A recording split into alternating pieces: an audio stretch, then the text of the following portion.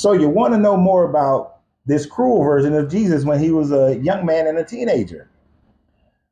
For that, you have to go and look at one of the non-canonized books of the Bible. It's called the Infancy Gospel of Thomas. This gospel was written because many people during the early first and second century were asking questions. What was Jesus doing during the time frame from about 3 years old until he turned 33, 30, until he came back and started preaching his gospels? So it was a very big question that was being asked, and many people wrote different things. But one of the most famous ones is the Infancy Gospel of Thomas. In this gospel, Jesus is a young man growing up in Nazareth. And while growing up in Nazareth, they knew that he had these miraculous powers and that he was doing things, but he was a bit mischievous. In one story, he was killing birds and then bringing them back to life. He was making clay birds and bringing them to life and then kill them. Then there's another story within it, and I don't want to give you all the information. I want you to go read it for yourself. But there's another story about Jesus and a young boy playing on a rooftop. Jesus then pushes the boy off the top of the roof of the building. The boy falls to his death and he dies. The town people are very upset about this. Everyone in Nazareth, look at Joseph, boy, just you like killing people. And then Jesus brings him back to life.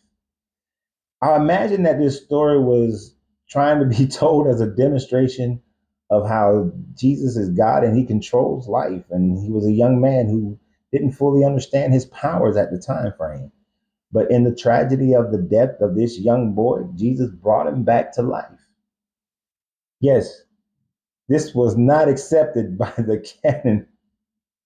This was not accepted by those who participated in the councils of Trent and Laodicea and many other councils. But it was a very widely read book, which is why it survived. And we still have it today. So it is something that you can go look up and you can go read. And remember, the Bible does tell you all scripture is good for learning, regardless of the fact that Athanasius did not place this as one of the books that should be put in the Bible. And then later, Athanasius's list became the canon. But this is in the Infancy Gospel of Thomas. And there are many other gospels that show a Jesus character in a very different light.